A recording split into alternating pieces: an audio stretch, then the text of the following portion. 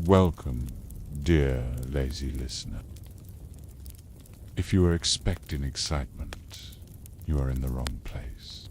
This is Professor Snape, and against my better judgment, I've been tasked with narrating a series of quiet, uneventful accounts of Hogwarts, solely for the purpose of lulling you to sleep. You will follow no heroes, witness no battles, and endure absolutely no unnecessary drama. Instead, you will simply drift. If you are still awake at this point, you're doing this incorrectly. The squid was in no particular hurry. Neither, I presume, are you. If you were hoping for duels, dragons, or detentions, you may as well stop listening now. What follows is a tediously soothing description of the castle's most mundane moments. Try not to snore too loudly. Professor Sprout had retired hours ago, leaving behind only the earthy scent of damp soil and the occasional rustle of a sleeping devil's snare. The prefects had finished their rounds, and the only sound was the rhythmic drip of condensation from the ancient pipes, a sound so steady it could lull a hippogriff to sleep. They paused briefly when a moving staircase shifted out of reach, waited patiently, and continued on their way when it creaked back into position. Problem solved without any unnecessary drama. The castle slept. Somewhere in a distant corridor, a suit of armor shifted slightly. Not because of any mischief, but simply because even enchanted metal grows stiff after centuries of standing still. The night was clear, the air perfectly still. Banned.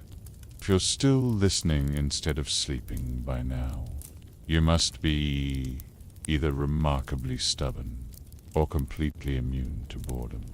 Frankly, I'm impressed.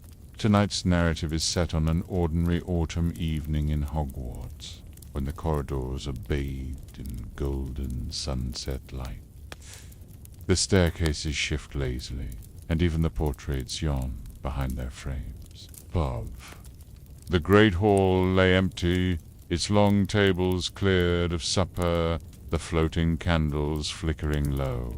Somewhere in the distance, the faint plink of a leaking faucet echoed in the potions dungeon, a sound so monotonous it could bore a troll to sleep, which, as it happens, is precisely the goal here. Outside, the black lake stretched smooth as glass, its surface disturbed only by the occasional ripple of the giant squid drifting lazily in the shallows.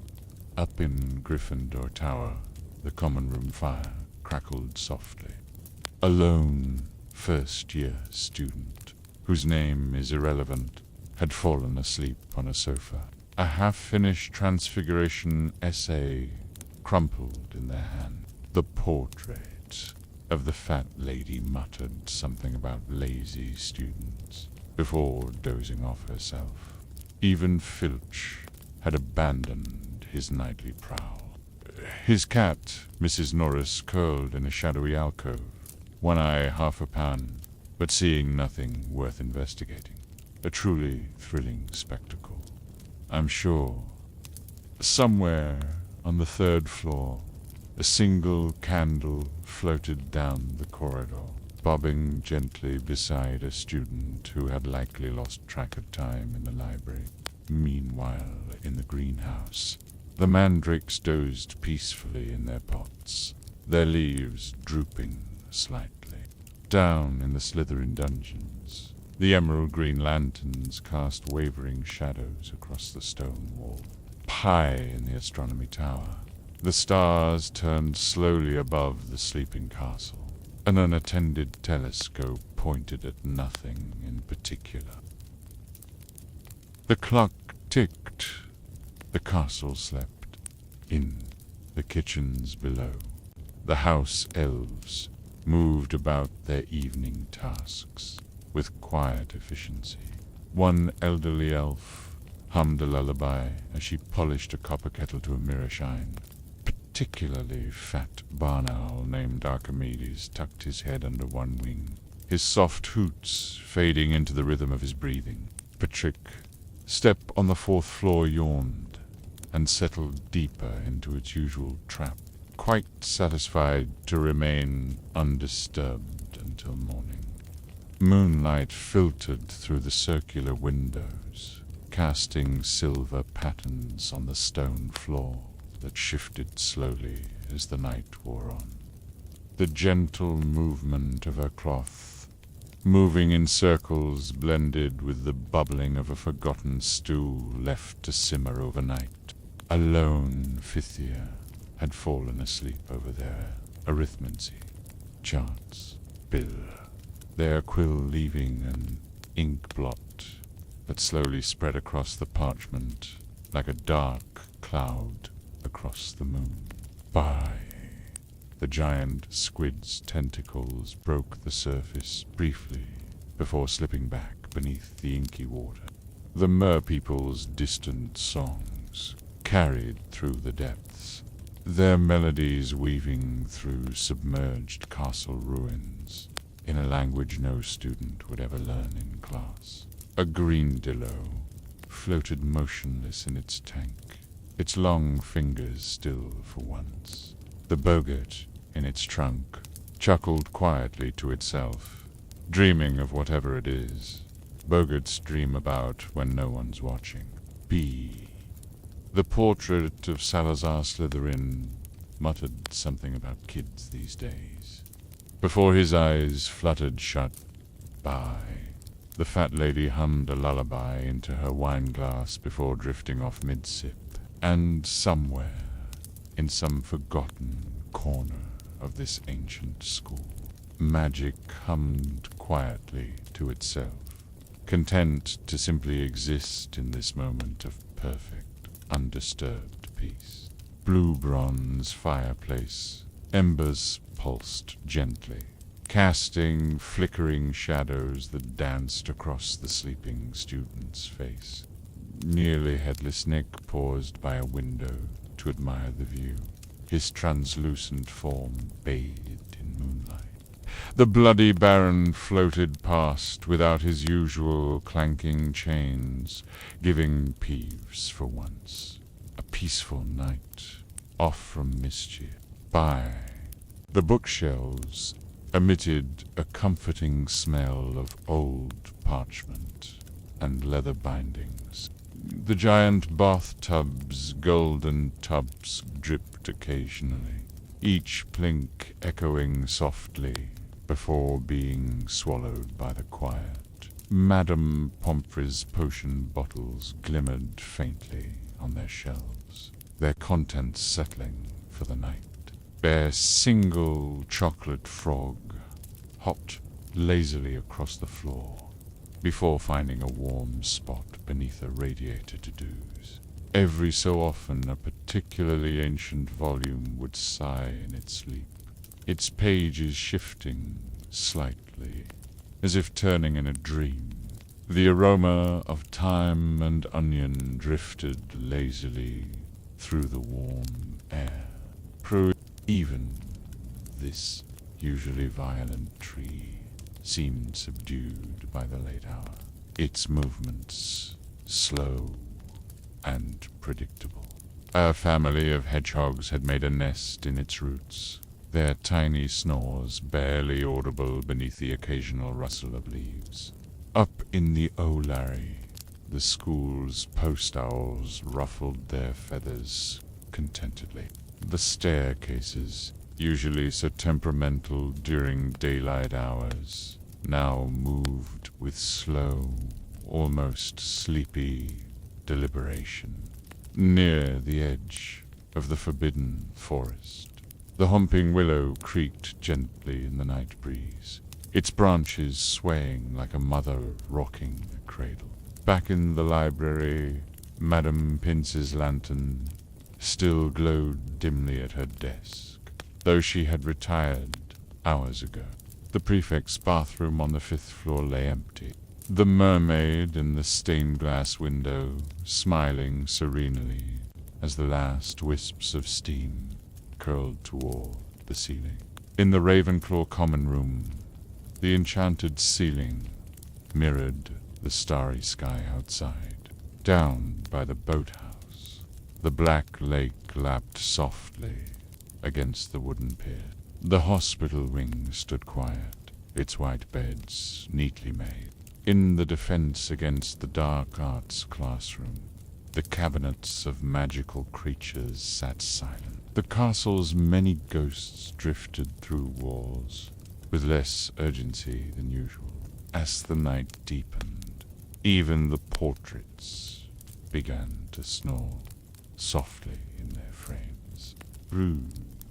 And in the headmaster's office, the sorting hat twitched occasionally on its shelf, mumbling fragments of long-forgotten sorting decisions in its sleep. The clock continued to tick. The castle continued to sleep. Beyond the castle walls, the vegetable patches in Professor Sprout's gardens rested under a blanket of moonlight. A single overgrown pumpkin vine curled lazily around its trellis, its leaves damp with evening dew. The room smelled faintly of incense and tea leaves, with just a hint of something suspiciously like sherry. A tower of teacups sat precariously balanced on Professor Trelawney's table, each one containing nothing more mysterious than dried tea stains at the bottom. The mandrakes had buried themselves completely in their pots, leaving only the very tops of their tufted heads visible above the soil. It existed simply as an empty space, its walls humming with potential magic, waiting to be shaped by need. The room's magic dozed lightly, ready to spring into action should some insomniac student come wandering by. But for now, it rested.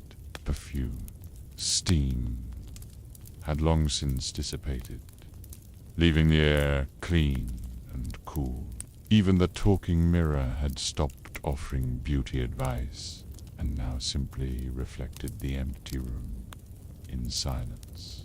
A single forgotten quaffle rested against the stands, its red leather darkened by the night's moisture. The star charts on the wall showed constellations that slowly turned overhead, though there was no one awake to appreciate their silent dance. Forgotten astrolabe sat on a desk, its brass surface catching the moonlight in dull gleams. Far above, the stars twinkled coldly, with no brooms or bludgers to disturb their quiet watch over the sleeping school. Filch's collection of confiscated items, including a particularly interesting extendable ear and several dung bombs, sat gathering dust on their shelves. The longhouse tables stood empty, their wooden surfaces polished to a soft sheen. The teachers' high table chairs were all pushed in neatly, though Dumbledore's throne-like chair might have been ever so slightly more crooked than the others. Mrs. Norris's empty basket by the small fireplace still held the impression of where she had last curled up. But even their movements were slow and deliberate, the occasional soft hoot serving more as a sleep murmur than actual communication. They emitted the faintest, most contented snores, which was fortunate, as no one wants to be woken by a crying mandrake. The portraits snored more deeply. Love. The ghosts drifted more slowly. The staircases moved less frequently. Every stone, every torch, every forgotten classroom seemed to breathe in unison with the sleeping students in their dormitory. The merpeople had retreated to their deepest dwellings, their evening songs finished. Even the Grindylows had ceased their usual mischief and now clung sleepily to the lakeweed. The Quidditch trophies particularly seemed to gleam with remembered glory, though not a single one had moved from its place in decades. The one behind the one-eyed witch statue remained dark and still, its sliding mechanism quiet. Ford the vanishing step on the grand staircase had, for once, vanished nothing all evening. Even the trick step, the trapped Neverlongbottom so frequently seemed to be taking the night off. The dust on the oldest awards lay thick and undisturbed, though, if one looked very closely, their stone chests might have appeared to rise. The plants that decorated every available surface had folded up their leaves for the night. A single knitting project, what appeared to be a very long, very yellow scarf, lay abandoned on a squashy armchair, the needles stuck haphazardly in the wool, and fall ever so slightly, as if breathing in time with the castle itself. The stones made soft clicking sounds as they landed, like a very patient game of marbles being played by invisible hands. In the divination classroom, the countless crystal balls sat shrouded in purple velvet, their visions of the future put on hold until morning. The Quidditch pitch stood empty and still, the gull hoops casting long shadows across the dew-covered grass. Deep in the dungeons, the potion's classroom sat in perfect order. A cauldron left too cool emitted the occasional bubble, the last bit of steam rising like a ghost before disappearing into the dark. The storeroom door creaked slightly in some unseen draft, but even the most volatile ingredients remained calm and undisturbed. The room of requirement, for once, was not required by anyone. In the entrance hall, the giant hourglasses tracking house points continued their endless counting, though at this hour even the emeralds, rubies, sapphires and topaz seemed to fall slower through the glass. De Prefect's bathroom mess. Golden Mermaid in the stained glass window watched as the last bubbles from the bath. S-jets popped quietly at the surface. Up in the astronomy tower, the telescopes stood at attention, their lenses covered for the night. The caretaker's office smelled of wood polish and disappointment. The stone, gargoyles guarding various doors throughout the castle remained motionless. In the Hufflepuff common room, the round windows showed nothing but darkness beyond their thick glass. The trophy rooms, awards, and cups stood in neat rows behind their glass cases, their engravings barely visible in the dim light. The castle's many secret passages lay unused at this hour. In the great hall, the enchanted ceiling showed a perfect night sky, mirroring the real one outside. The owl post office was perhaps the only place with any real activity, as a few nocturnal owls preened their feathers or nibbled on leftover treats. The lake's giant squid floated near the surface, one eye just breaking the water as it watched the stars reflected on the glassy surface. As the night wore on, even the castle's magic seemed to slow its usual thrum. As the night wore on, A delicate frost began to form on the edges of the greenhouse windows. B. Magical plants inside responded in their own ways. The flutterby bushes folded their shimmering leaves like blankets, while the venomous tentaculous vines relaxed their usual alert posture, its thorns retracting slightly in its dormant state. The complex equations left on the blackboard seemed simpler in the dim light, their magical symbols losing their daytime intensity. But at this late hour, the sound was muffled and soft, as if the clocks themselves understood most inhabitants were sleeping. Pay! Tiny aquatic glowworms pulsed faintly beneath the surface. Dare! Their blue-green lights dimming and brightening in a slow, hypnotic pattern. One particularly ancient, set near the third-floor corridor, had its fizzer slightly ajar. A collection of non-magical items, a toaster, several ballpoint pens, bicycle pump, sat gathering dust in a display case, looking particularly mundane under the moon's pale light. The blackboard simply read homework. Compare and contrast magical and non-magical transportation in perfectly ordinary chalk. And if anyone had been listening closely, they might have heard the faintest metallic snore emanating from within. The magical diagrams carved into their surfaces, used for everything from astronomy lessons to dueling practice, were barely visibly in the moonlight.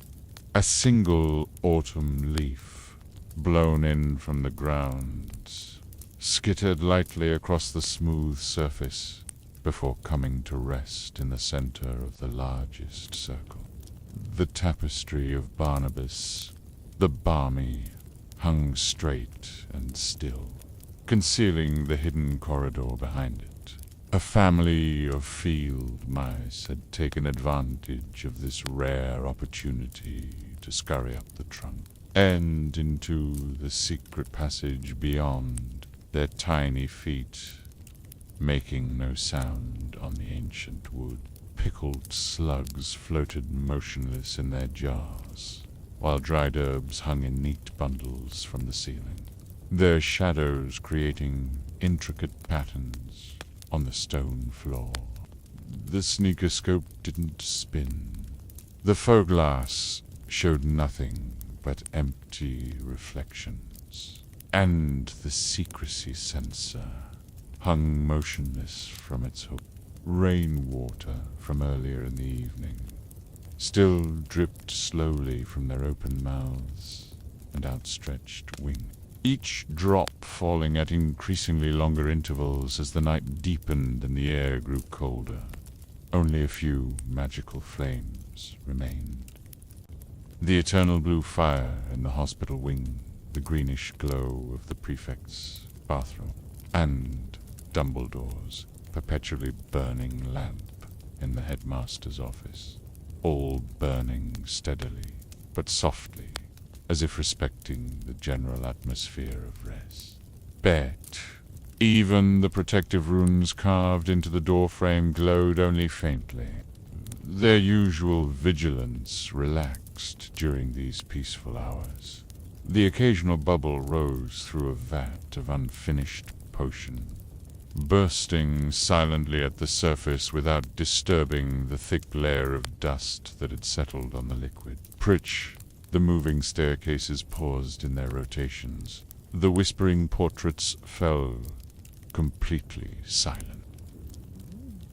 The enchanted ceiling of the great hall showed stars that twinkled slower than before. Every stone, every beam, every magical creature within the ancient walls seemed to breathe in perfect unison, in and out, dot, dot dot, in dot dot dot, and out. Their heavy bronze forms absorbed the moonlight without reflection, their clappers resting silently against their sides. The ropes that would set them swinging in the morning hung straight down like vines, not a single fiber out of place in the windless night. The intricate clockwork behind the face moved with silent efficiency, its hundreds of tiny gears and springs performing their endless dance without complaint or error. The vanishing cabinet in the room of hidden things stood dark and silent, its twin at Borgian and Burke's equally undisturbed. Even these tireless workers had found moments of rest, curled up in various cozy nooks throughout the castle, one in a linen closet to buy the still warm ovens, another 3 nestled in the Quidditch equipment shed among the polishing rags and broom wax. Even the most frequently used passages by mischievous students showed no signs of nighttime activity. Its gaunted hand still clutched its polum, but the grip was noticeably looser than during daylight hours. Occasionally a water beetle would skate across the glassy surface, leaving perfect concentric circles that expanded until they disappeared into the darkness. The vibrations traveled through stone walls and wooden beams, becoming more felt than heard by the time they reached the dormitories. A stack of ungraded papers weighed down by a smooth river stone sat perfectly still. Not a single parchment corner twitched in the still air. Only the moonflowers remained active, their silver petals drinking in the moonlight with quiet satisfaction. In the arithmancy classroom, a forgotten abacus sat on Professor Vector's desk, its beads frozen mid-calculation. The castle's numerous grandfather clocks, all magically synchronized, performed their hourly chime in perfect unison, down by the old boathouse. The water lapped gently against the pebbled shore in a rhythm that matched the breathing of the sleeping castle. The suits of armor stationed throughout the castle stood at relaxed attention. In the Muggle Studies classroom, the various electrical devices sat silent and unplugged. The castle's numerous secret doors and passageways rested undisturbed. High in the west tower, the bells hung motionless in their stone circles in the courtyard, usually used for outdoor classes in fair weather, sat cold and empty. Potions, storage cellar. The barrels of ingredients emitted a faint, earthy aroma. The house elves' sleeping quarters behind the kitchens were, for once, completely empty. The humping willow's restless branches had finally stilled completely. Its knothole entrance, exposed for the first time all day, Bill, in the defense against the dark arts classroom, the cabinet of dark detectors sat silent. The stone gargoyles that adorned various towers and parapets seemed almost to smile in their sleep. The castle's countless candles and torches had burned down 2 stubs or been extinguished entirely. The giant pendulum in the clock tower swung with metronomic precision, its heavy brass weight descending almost imperceptibly with each passing minute. And as the night reached its deepest hour, even the castle's magic seemed to settle into a doze. In the herbology storage shed, bundles of dried herbs released their final daytime aromas. A medley of lavender, sage, and valerian root that hung heavily in the still air. The watering cans sat upside down on their racks, their last drops having long since evaporated. Even the more dangerous plants, like the fanged geraniums in their special containment unit, had their teeth safely tucked behind closed petals. Their usually alert ear tufts lay flat, their feathers fluffed slightly against the night's chill. The ancient symbols, once used by Merlin himself to track celestial movements, now sparkled faintly under the stars. They were designed to study. A single barn owl's feather caught on the edge of the largest stone trembled imperceptibly as the temperature continued to drop. The sound that should have echoed through corridors came instead as a series of gentle, padded tones, like someone testing piano keys with a sustained pedal held down. The iron stoves, usually bustling with activity, sat cold and silent. Their tiny hearts beat rapidly at first, then gradually slowed as they realized the tree's unusual tranquility. Even the willow's knothole entrance, usually creaking ominously, remained silent and still. A single copper pot hung from its hook, swaying almost imperceptibly from some long-forgotten movement hours before. The school's collection of clean sweeps and nimbuses hung motionless from their racks, their twigs occasionally emitting faint creaks as they adjusted to the cooling night air. The dreamless sleep drafts, in particular, seemed to glow slightly brighter at this hour, their pearlescent surfaces swirling lazily without any outside disturbance. Linen curtains around each bed hung perfectly straight, not a single fold disturbed by movement or breeze. A forgotten snitch rested in a corner, its silver wings folded tightly against its golden body, its usual frantic energy completely drained. Only the eternal blue fire in the hospital wing maintained its usual intensity, though even this seemed to burn more quietly, its crackles muted to soft whispers. The stones, having expanded slightly in the day's warmth, now contracted gently in the cool night, settling into their foundations with quiet sighs. The enchanted ceiling of the great hall showed stars that seemed to twinkle in slow motion. The shadows it cast stretched long and still across the stone floors. The house elves' neat rows of cleaning supplies stood at perfect attention, their brushes and mops aligned with military precision.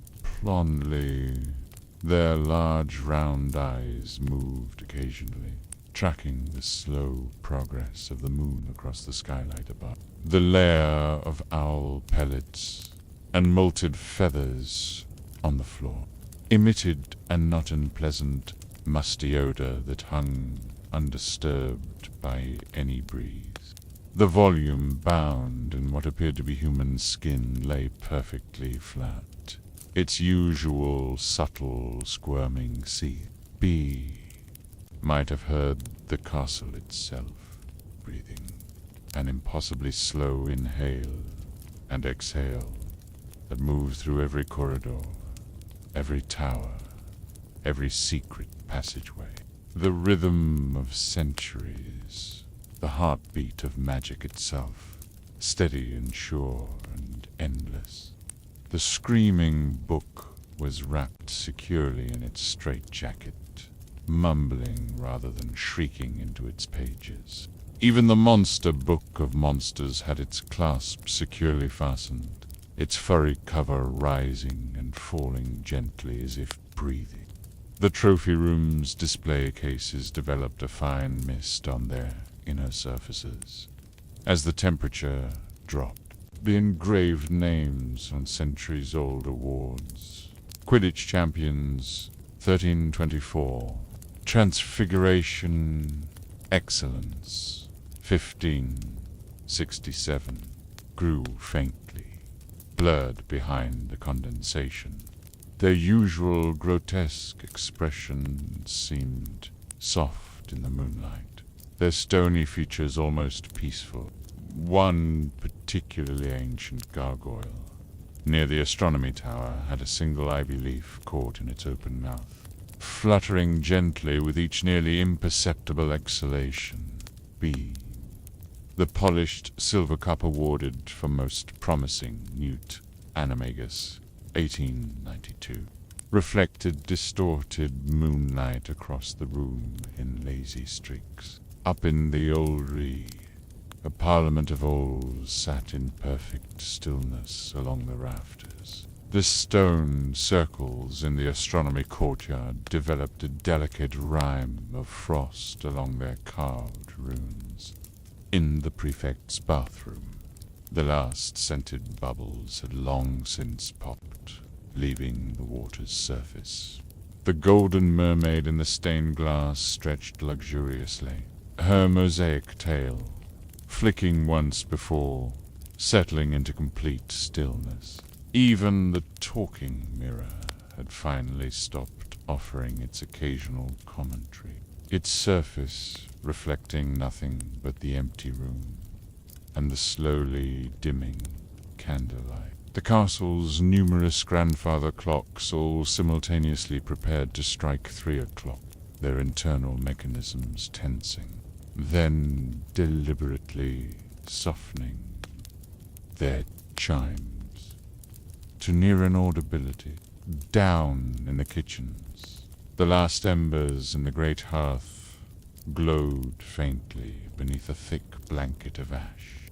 The whomping willow's branches had settled into such deep stillness that a family of field mice dared to nestle in the crook of its largest bough. In the library's restricted section, the more dangerous books had all settled into their nighttime dormancy. B. The stone gargoyles perched along the castle's highest towers had grown cold to the touch, their weathered surfaces collecting beads of moisture from the damp night air. The Quidditch equipment shed smelled strongly of broom polish and leather. In the hospital wing, Madame Pomfrey's collection of healing potions sat neatly organized by both function and color. The castle's countless torches and sconces had all burned down to faint ember. Their magical flames dimmed to near extinction as the night reached its absolute still point, that magical hour when even time seems to hold its breath. The entire castle settled into a state of perfect equilibrium, and in this moment of perfect stillness, if one listened very closely,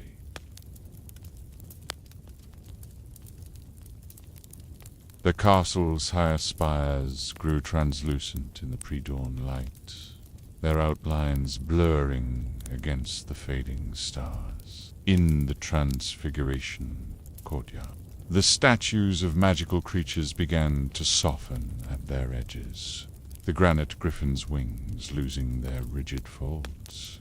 Purver, the marble unicorn's mane flowing, more like real hair. Professor McGonagall's collection of demonstration teapots sat quietly on their shelf, their porcelain surfaces cooling to match the room's temperature.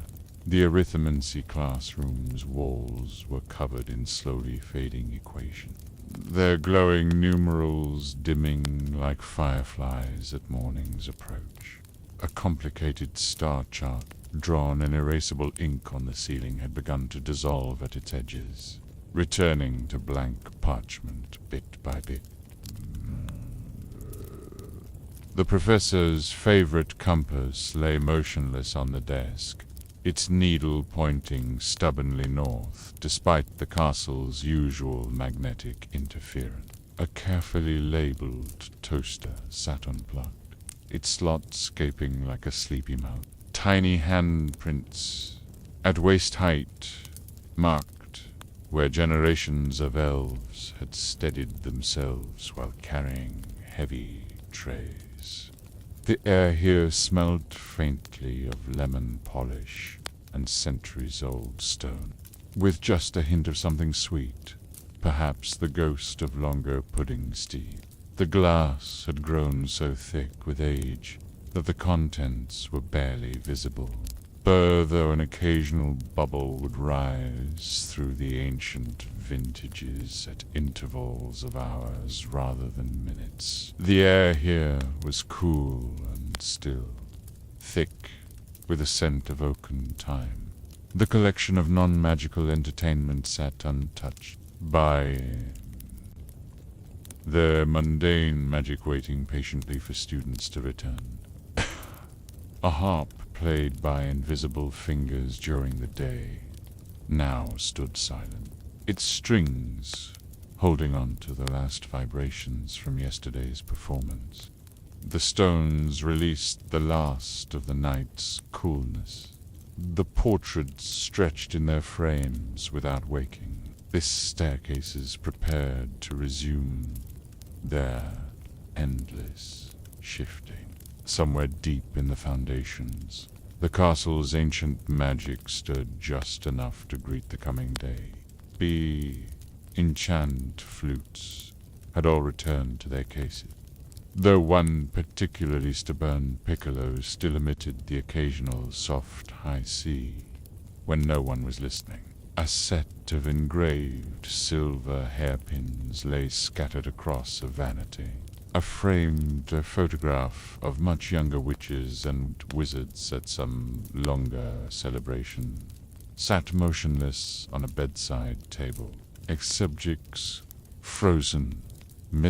A forgotten team jersey hung from a peg, its numbering spell flickering weakly as the magic slowly drained overnight. The showers dripped at increasingly long intervals, each drop hitting the tile with a sound like a tiny clock ticking down the night's final minutes.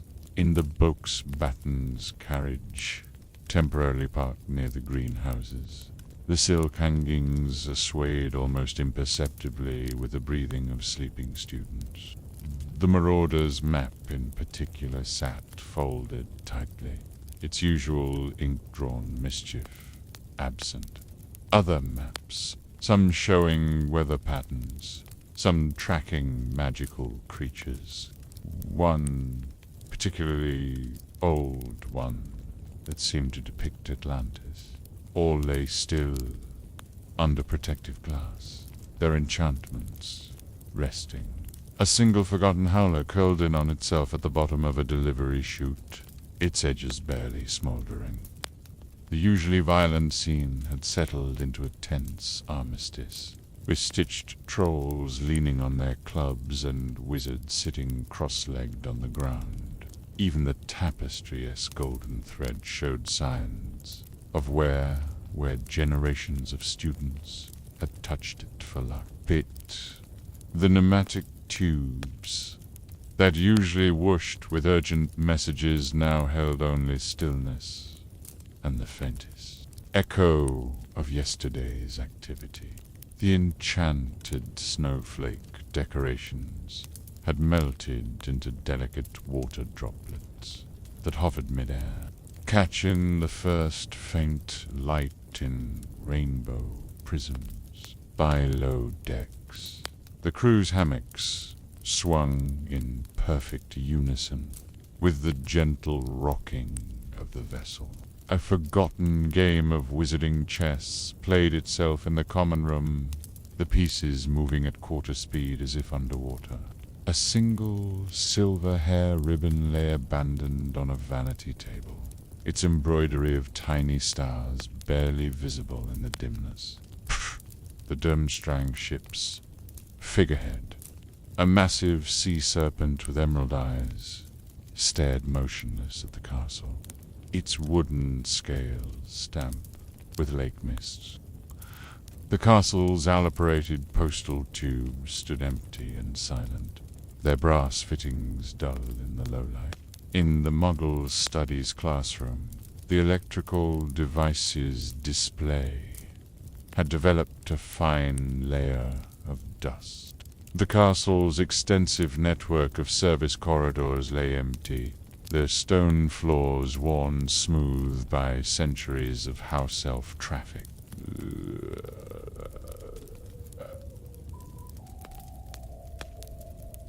The Quidditch changing rooms stood vacant, their wooden benches damp with condensation. In the castle's oldest wine cellar, bottles dating back to the founders, time stood motionless in their racks. The tapestry corridor, S, most famous hanging, depicting the Troll Rebellion of 1324, showed its embroidered combatants taking a breather. The castle's extensive collection of magical maps lay dormant in the cartography room. In the professor's private quarters, various personal effects stood silent witness to the night's passage. The castle's extensive collection of magical instruments rested quietly in the music room. As the first true light of dawn began to color the eastern sky, the entire castle seemed to sigh in its sleep.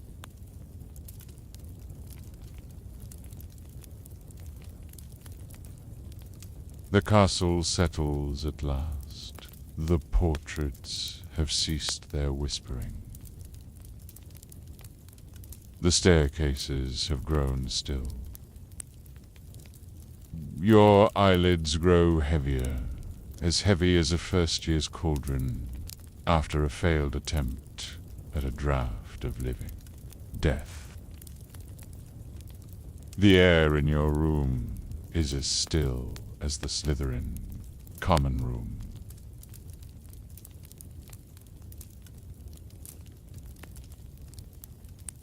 Your breathing slows, matching the rhythm of the Black Lake's gentle waves, in and out, like a perfectly brewed potion, simmering at low heat.